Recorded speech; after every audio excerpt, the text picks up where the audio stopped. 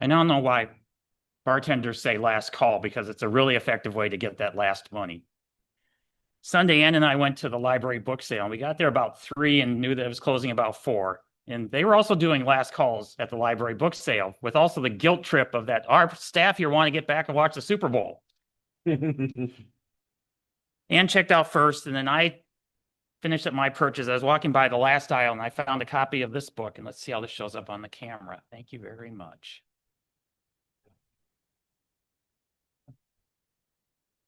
Napoleon's Russian Campaign, written by an aide of Napoleon.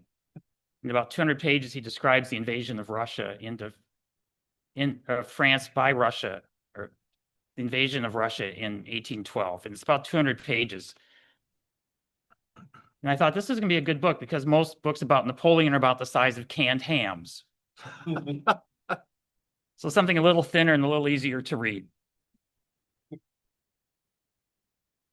Good morning, Ann. Good morning, everyone. Today I want to talk about how this book is also tied to another item that I have in my collection. Edward Tufte was a professor of statistics and computer science at Yale University. And Dr. Tufte is well known for talking about the ideas of data visualization. In fact, he wrote probably one of the founding books on this. The visual display of quantitative information. And Dr. Tufte is known for a lot of his ideas about how to visualize data. He also came up with a phrase called chart junk. So if we talk about AI slop today, he talked about chart junk, or there's too much information, not formatted right, leads to misleading conclusions, misleading ideas.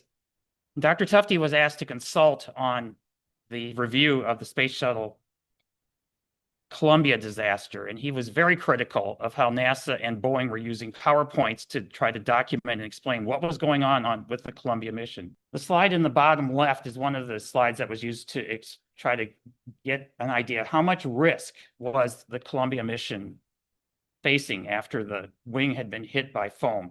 The key data in that entire chart on that bottom left is at the very last line.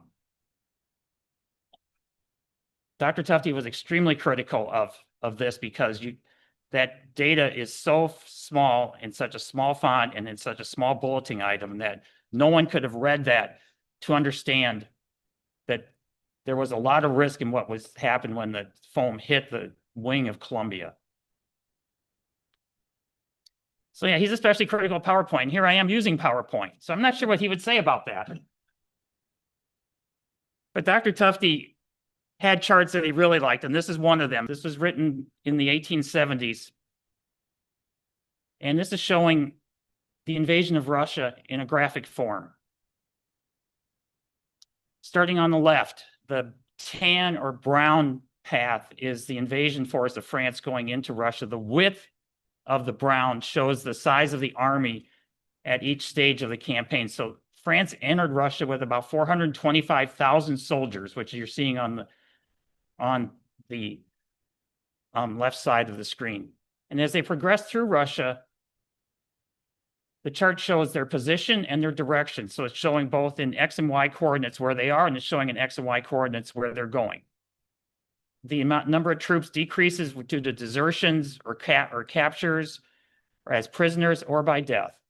Napoleon made a couple of decisions to continue into Moscow, even though his marshals were opposed to going that far into Moscow. But he was hoping to get a decisive battle against the Russian army, because throughout that path from the left to the right, the Russian army would fight for a little bit and then back up and then retreat and then back up and retreat.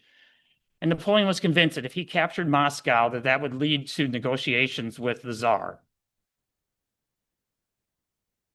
Napoleon reached Moscow with about 100,000 men, which is on the far right at the top. A couple days after capturing Moscow, the city burned, which is what the cover of that book showed.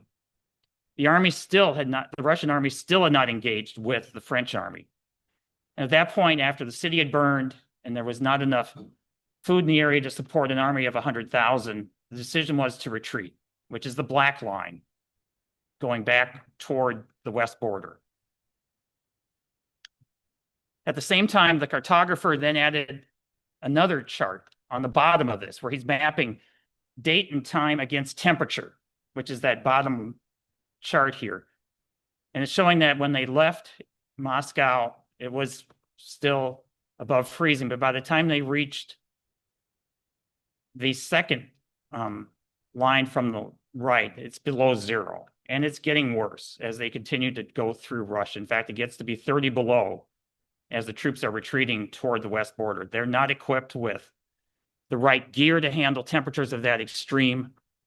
They're harassed by Cossacks on horseback throughout that march back toward the west border. And by the time they reach the west border in black, the French army is down to 10,000 men. Of course, Napoleon and his aide make it out. But that's a political commentary for another time and another day. So as Dr. Tufte said, there's at least 6 variables that are being shown in this graph. Size of the army, the location of the army in X and Y, the direction of the army in X and Y, and then date, especially in the bottom, date and time with temperature as it's being retreated. So it shows just how brutal that retreat was in terms of temperature. And they, as winter hit early that year, and they were not ready for below zero temperatures, either centigrade or Fahrenheit. They weren't ready for either of those. And the quote that Dr. Tufte has is, he said, "This may be the most effective visual graphic ever written." So I never expected that a book at the public library would fit in so well with this poster. I've had this in my office for a while at work, and I finally had to turn it around because people kept saying, "This looks like a centipede." You don't get it. But anyway, I didn't say that. Actually, it took me a while to find this because I had received a schematic of the Saturn V rocket and had flipped this behind it. So the other behind this is a Saturn V rocket cutaway, which is where I, in another lifetime, would have been great working for NASA on the Apollo project, but I was too young for that. So anyway, when I was thinking how to wrap this up, when has this happened in your lives? When have you found an object that helped explain or fill in another object in your life? I wasn't expecting to find a book like this to explain this chart in my life. And I always knew, for me, show and tell was always a stressful time in elementary school. I could probably handle a lot better now. I hope I'm handling it a lot better now. But at the same time, are there things that you can share with us that help to explain items that have made an impact in your lives? And that's what I leave you with as a challenge. Back to you, Anne.